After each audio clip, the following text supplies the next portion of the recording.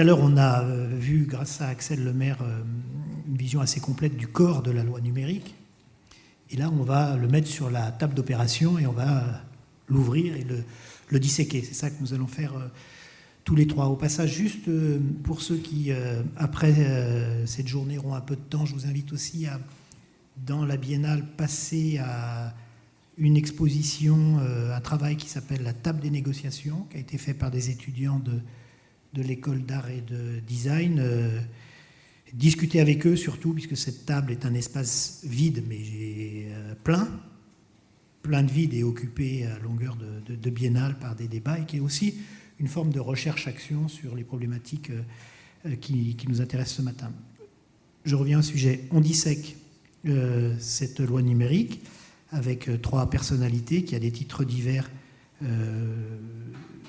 y étaient soit impliqués, soit se sont penchés avec beaucoup de précision sur ce travail. Et peut-être j'ai envie de proposer d'abord à Simon Chignat d'Etalab de nous livrer son témoignage, puisque lui, il avait vraiment les mains, il opérait pendant toute la loi numérique. Deux mots pour ceux qui ne connaissent pas Etalab. Etalab, c'est un service de l'État au statut, si on regarde les organigrammes précis, mais enfin, la vérité objective à dire, c'est un objet administratif non identifié, et d'ailleurs que ça marche très bien jusqu'à aujourd'hui parce que c'était un objet administratif non identifié. Et j'espère qu'il le demeurera. Si on le remettait dans un tableau Excel classique, je ne suis pas certain qu'il ne perdrait pas une partie de sa puissance.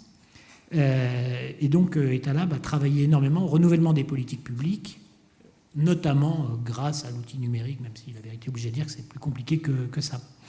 Donc c'est une équipe de, je ne sais pas combien vous êtes maintenant à Etalab, une vingtaine de personnes. C'est eux qui ont lancé les startups d'État, dispositifs que vous connaissez. Enfin, ils ont joué un très grand rôle pour essayer de faire rattraper à la France le retard qu'elle avait dans le renouvellement de la fabrique des politiques publiques. Voilà, ça c'est Etalab. Et donc Simon peut peut-être nous expliquer, lui, comment il a vécu de l'intérieur cette expérience de la loi numérique, de la création, enfin de la fabrique de la loi numérique, et les enseignements qu'il en retire. Très bien, merci. Alors, je vous remercie à plusieurs titres. Déjà de l'invitation et puis de quelques mots fort chaleureux sur l'action d'Etalab. Mon intervention sera effectivement le témoignage d'une petite main, au sens de Bruno Latour, de la construction de la loi pour une république numérique, vraiment en complément de l'intervention déjà très riche d'Axel Lemaire.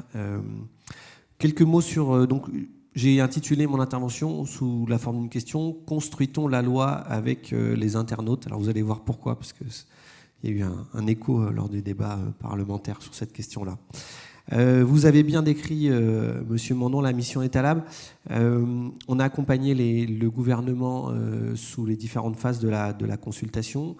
On en a compté 3. Axel Lemaire en a parlé de 2. La consultation qui avait été menée et confiée au Conseil national du numérique, c'était appelé Ambition numérique. Bien sûr, la grande consultation autour du texte lui-même, l'avant-projet de loi d'octobre 2015 pendant 3 semaines. Mais on en a aussi mené une, nous, sur un décret d'application sur l'une des dispositions en octobre 2016, 2 jours après la promulgation de la loi. On était chaud, prêt à la lancer. Elle a été lancée dès la promulgation de la loi. Consultation sur un décret d'application de l'un des articles sur le service public de la donnée. Voilà, donc ce que je vais essayer de vous décrire, c'est un petit peu tout ce retour d'expérience-là.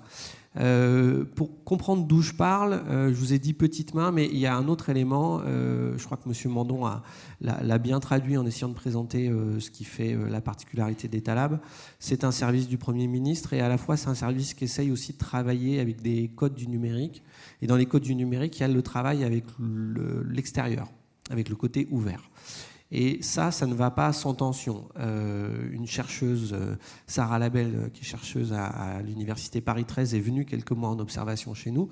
Et en repartant, elle a dit, en fait, ce qui vous décrirait peut-être le mieux Etalab, c'est le concept d'hétérotopie qu'on trouve chez Michel Foucault.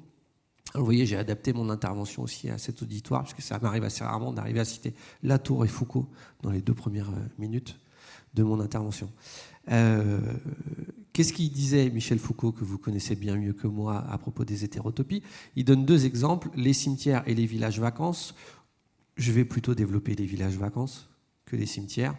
L'idée de l'hétérotopie, c'est des espaces, des lieux, des temps qui sont insérés dans d'autres espaces dont ils ne partagent pas nécessairement les règles et les pratiques. En quoi Etalab est-elle une hétérotopie?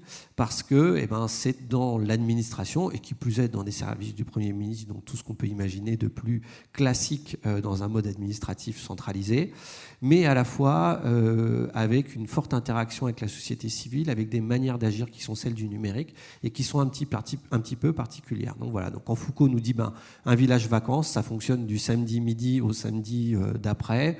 Le samedi midi, vous arrivez, il y a un pot de bienvenue, il y a des règles, il y a des fonctionnements qui ne sont pas les mêmes que celles du territoire dans lequel ça s'inscrit. Alors, sans dire qu'Etalab est un village vacances, je ne le crois pas, mais pour autant, on retrouve cette idée d'être dedans tout en étant dehors. Et ce qui est intéressant dans ce concept d'hétérotopie, c'est que Foucault nous explique que l'hétérotopie génère des tensions et se nourrit de ces tensions. Et donc, Etalab a généré beaucoup de tensions et essaye aussi de se nourrir de ces tensions. Alors, pour revenir sur le sujet principal qui était la consultation, qu'est-ce qu'on en a vu? Axel Lemaire a bien décrit, je crois, la dynamique de consultation, ce qui était très original. Donc, je ne redonne pas les chiffres, si ce n'est que 31 000 contributeurs, 150 000 votes recueillis. Ce qui est très original là-dessus, c'est d'avoir travaillé une consultation qui ne soit pas une consultation d'idéation, c'est-à-dire sur des grands thèmes, mais bien une consultation sur un avant-projet de loi. Et ça, j'avais trouvé ça tout à fait original de faire l'effort, quelque part, de se mettre à nu, non pas sur des grandes idées, mais sur un texte. Voilà, article 1er. Et puis c'est compliqué, un texte de loi. Je ne sais pas si vous l'avez déjà regardé, si vous avez été traîné sur legifrance.gouv.fr, mais c'est compliqué, ça a une architecture particulière, c'est construit de manière compliquée. Donc ça, c'était très original. On a bien sûr parlé du biais de représentation. Il est présent, même si pour le coup je trouvais ça très intéressant aussi, parce que quand on travaille avec des données, ce qui est aussi notre métier chez Etalab, on parle parfois d'une dérive qu'on appelle l'overfitting. Je ne sais pas si vous voyez ce qu'on appelle l'overfitting, alors je n'ai pas cette traduction en français. C'est quand le modèle qu'on construit colle trop bien aux données qu'on observe, donc en gros qui n'est pas généralisable. Là, on avait un cas intéressant d'overfitting, puisque la consultation sur l'objet qui était numérique se faisait via une plateforme numérique. Une grande partie du texte concernait des démarches ouvertes, donc ça se faisait aussi en démarche ouverte. Donc il y avait une adhésion assez forte entre la manière de consulter, l'outil qu'on a fait ou autre. Alors, si je peux avoir un petit retour d'expérience, mais vu vraiment, j'allais dire de ce côté vu de l'administration, plusieurs choses. Alors, en introduction, je voudrais préciser, et peut-être que ce sera le rôle des autres intervenants, et je pense que c'est important que chacun apporte son regard, je voudrais qu'on dépasse la tentation de juger la production de cette consultation selon le résultat obtenu. Je m'explique. Si vous allez trouver aujourd'hui des gens qui travaillent dans le domaine de l'e-sport, ils vous diront tout le plus grand bien qu'ils ont pensé de ce module de consultation ouvert de cette approche.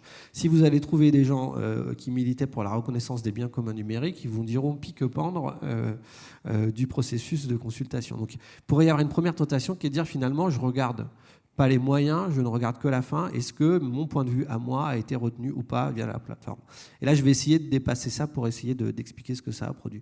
Et ce que ça a produit, pour moi, il y a plusieurs choses. La mobilisation des communautés et des acteurs, ça c'est sûr. C'est-à-dire que des gens se sont réunis pour essayer de dire, tiens, il y a d'autres règles du jeu, on va essayer de se mobiliser et de travailler ensemble pour le faire. L'enrichissement de la loi, Axel Lemaire l'a déjà dit, mais 90 modifications au texte de loi initialement présenté, un grand nombre de nouveaux articles, le changement de terme de certains articles, par exemple, je crois que l'embargo sur l'open access est passé de 12 à 6 mois, donc il n'y a pas simplement des nouvelles choses qui n'étaient pas dans la loi, il y a aussi une modification du processus de la loi qui est très intéressante, une meilleure redevabilité. Je pense que dans les règles du jeu qui avaient été fixées, il y en avait une qui était extrêmement intéressante. On a cité la question des contributions mises en corbeille, donc que la corbeille soit visible. Mais il y en avait une autre intéressante qui était de dire on répondra aux 200 propositions les plus visibles et en expliquant clairement pourquoi on ne les retient pas, si on ne les retient pas, ou comment on les adapte. Voilà. Donc il y a eu beaucoup de choses qui étaient, comme l'a rappelé Axel Lemaire, simplement c'est pas dans le principe de la loi. Donc c'est intéressant, mais ça c'est pas le sujet, c'est pas l'objet, mais d'avoir cet effort-là de répondre individuellement à ces 200 contributions, ça c'était vraiment intéressant. Mais peut-être, et c'est là-dessus que je voudrais concentrer mon intervention, ce qui était le plus intéressant dans ce que moi j'ai pu observer, donc concrètement, tout au long de ces 3 semaines de consultation-là, toutes les semaines, il m'était demandé d'analyser toutes les contributions, d'en faire une synthèse et de la remonter au cabinet de la ministre. Voilà. Donc ça, c'était le regard. Donc on était aux prises directes avec ces contributions-là. Et ce qui m'a beaucoup frappé, moi, c'était de voir comment finalement cette consultation changeait des modes d'interpellation ou de construction, et notamment pour les représentants d'intérêt. Et là, il y a eu quelque chose d'assez fascinant autour des 3 semaines de la consultation. Et je pense que c'est aussi un enseignement pour le grand débat national. Les contributeurs de la première semaine, de la deuxième et de la troisième ne sont pas du tout les mêmes. Et notamment, on voit bien que les représentants d'intérêt du secteur, que parfois on appelle les lobbies, ont eu parfois du mal à se saisir de la plateforme et qu'il y a eu une tension notamment sur le principe même un homme, une voix, c'est-à-dire la question. Alors, l'exemple typique, c'était, je peux les citer d'ailleurs, il y a prescription, le MEDEF numérique a fait ses propositions sur la plateforme dans les dernières 24 heures. D'ailleurs, des propositions qui n'ont pas été inventées dans les dernières 24 heures, qui étaient portées depuis le MEDEF numérique de manière assez intéressante. Mais la structure même de la plateforme qui faisait que tout un chacun, posant ses propositions sur la table, se retrouvait potentiellement à pouvoir aussi être contredit. C'est-à-dire qu'une proposition du MEDEF numérique se retrouvait, comme toutes les autres propositions du gouvernement ou d'autres, en capacité d'être commentée, contredite, de dire « ah bah oui, mais vous dites ça, mais c'est pas vos pratiques ». Enfin, vous voyez, choses comme ça. Et on voit bien que ces représentants d'intérêt, finalement, n'étaient pas toujours très à l'aise avec l'idée qu'il allait falloir travailler autrement et que leur parole allait pouvoir être un peu, à un moment donné, challengée. Ce qui était vrai du MEDEF numérique, de manière plus intéressante, a été aussi vrai d'un certain nombre d'associations citoyennes qui ont eu aussi un peu du mal à rentrer dans cette règle-là, de cette dose, et je crois qu'Axel Lemaire en a bien parlé, de dose de démocratie directe qu'on a pu introduire. Donc il y en a qui ont été un peu, on voit bien, bousculés là-dessus. Il y en a d'autres qui ont parfaitement saisi l'opportunité. Et ça, c'est intéressant aussi, je trouve. L'exemple de l'e-sport est tout à fait caractéristique. Donc, Axel Lemaire en a parlé. Reconnaissance, donner un cadre légal à ces compétitions de e-sport. Mobilisation des acteurs. Une seule proposition sur la plateforme. Quelques milliers de votes en un temps très court. On voit que là, il y a des gens qui savent se servir de ces outils-là. Alors, ça pose plein d'autres questions. Hein. Vous voyez bien, par exemple, que la consultation du CESE sur la phase en période de crise des Gilets jaunes revenait sur le mariage pour tous. Enfin, vous voyez des choses comme ça. Donc, mais on voit bien qu'il y a d'autres mobilisations qui sont vraiment intéressantes. Et ça m'a rappelé, mais pourquoi j'insiste là-dessus ? Parce que ça m'a rappelé qu'en fait, ce qui est en train de se passer aussi, et la loi pour une République numérique l'a bien illustré, c'est un changement des modes d'interpellation. Et finalement, il y a beaucoup de choses qu'on voit aujourd'hui dans cette crise des Gilets jaunes qui étaient déjà présentes. Je donne juste un exemple. J'ai un souvenir très clair d'un rendez-vous, alors sans trahir les secrets des délibérations, ce qui est toujours très compliqué, a fortiori quand cette intervention est filmée. J'ai souvenir d'une réunion à Bercy avec le cabinet d'Axel Lemaire où nous recevions des représentants d'intérêt du secteur des transports. Et un représentant d'une régie des transports parisienne, je ne cite pas laquelle, mais vous imaginerez bien, était là, et puis avant de rentrer en réunion, se plaint auprès de moi en me disant « Ah, je ne sais pas si vous avez vu, ce week-end, Citymapper a fait une opération. » Donc Citymapper, pour ceux qui connaissent, c'est une petite application mobile qui se plaignait des conditions d'accès aux données de transport de la ville de Paris, de la région parisienne. Bon.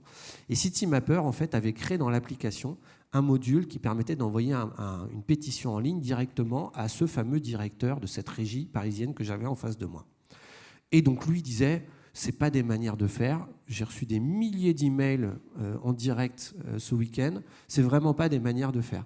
Et je trouvais ça vraiment, à un moment donné, il y avait un truc, un éclair qui se passait entre la manière dont son nouvel acteur mobilisait les foules pour défendre son business, dont lui-même était là quand même à Bercy en train de défendre le sien aussi, défendre son point de vue, et qu'on avait créé une plateforme en ligne qui permettait aussi une autre manière à d'autres gens de se faire entendre. Vous voyez, finalement, entre mobiliser la foule, ses usagers, ses clients, ce que Citymapper fait très bien, ce qu'Airbnb a fait aussi, ce qu'Uber a fait aussi, c'est une caractéristique de ces entreprises, ce que les représentants d'intérêt ont l'habitude de faire en rencontrant des gens dans des ministères, et puis ce que la plateforme a permis de faire. Donc ça, c'était vraiment, je trouve à un moment donné, il s'est passé quelque chose de très original autour de ça.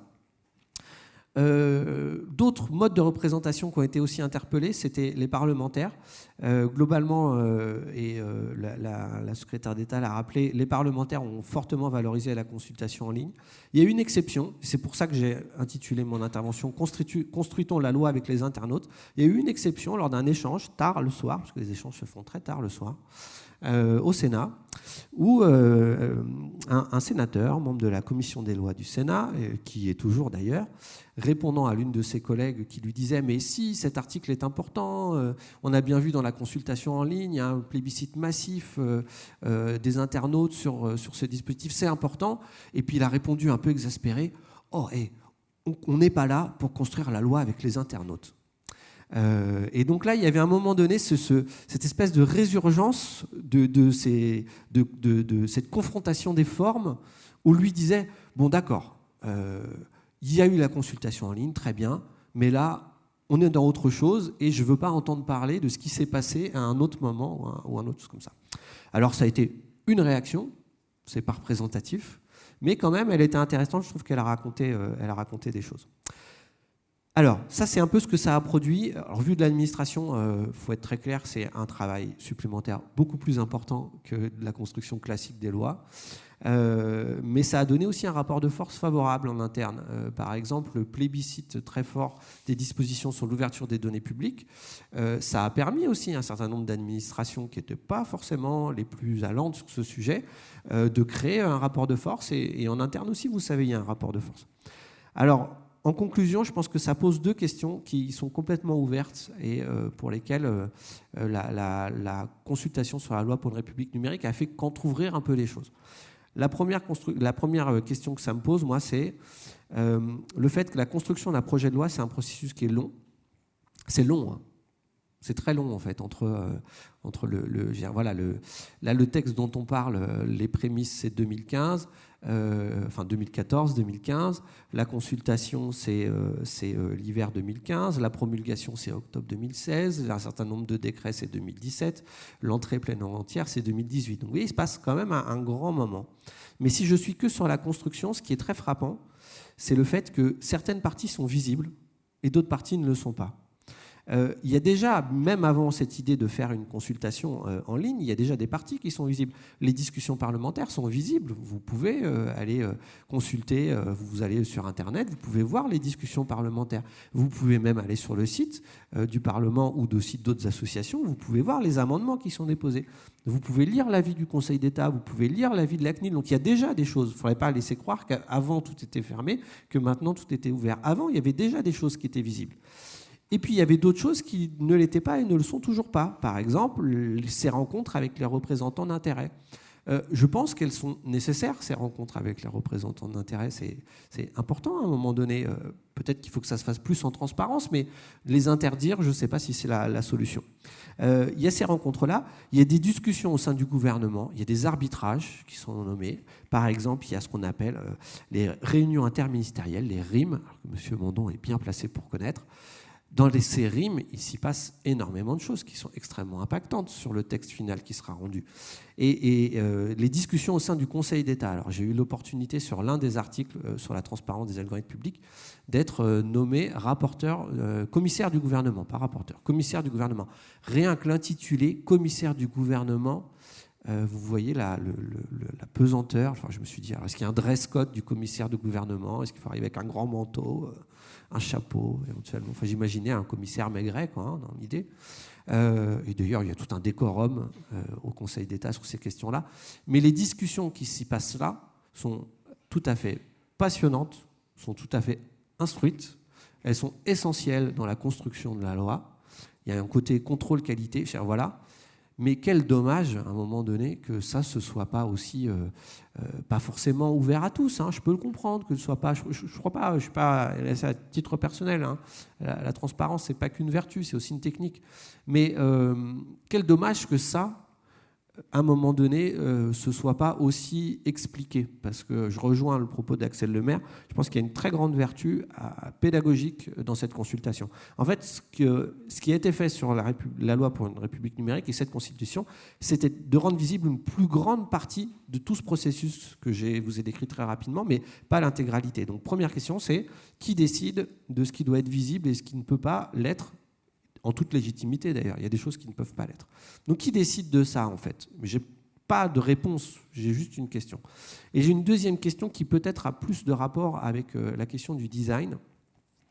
C'est que ce qui m'a beaucoup frappé en faisant cette petite main de la consultation, c'est que ce qui nous manquait dans le dialogue sur la plateforme, c'est la troisième voie. Alors voie VOIX, hein, pas le retour des rocardiens, mais cette troisième voie qui soit ni la société civile ni le gouvernement, en fait. C'est-à-dire que plusieurs fois sur la plateforme, ce qui nous a manqué, c'est la capacité d'avoir un tiers qui puisse porter la médiation, qui puisse enrichir les échanges, qui puisse peut-être rediriger des contributions en disant « Est-ce que votre contribution ressemble à telle autre contribution ? Oui, non. Est-ce que peut-être vous pourriez fusionner les deux contributions ?» Vous voyez, tout ce travail-là, qui est très compliqué, en fait, et ce n'est pas le rôle de l'administration, je pense non plus, parce qu'on est quand même partie prenante des choses. Et je pense que là, pourrait y avoir un apport très fort du design sur cette troisième voie-là, cette capacité aussi à aller représenter ça. Et donc ça finit par cette question qui serait, voilà, qui est cette troisième voie et comment on pourrait la construire. Donc voilà, c'était juste un témoignage à la fois très personnel et très partiel de la chose, mais j'espère en tout cas que ça a permis d'apporter un complément à l'intervention déjà très riche d'Axel Lemaire.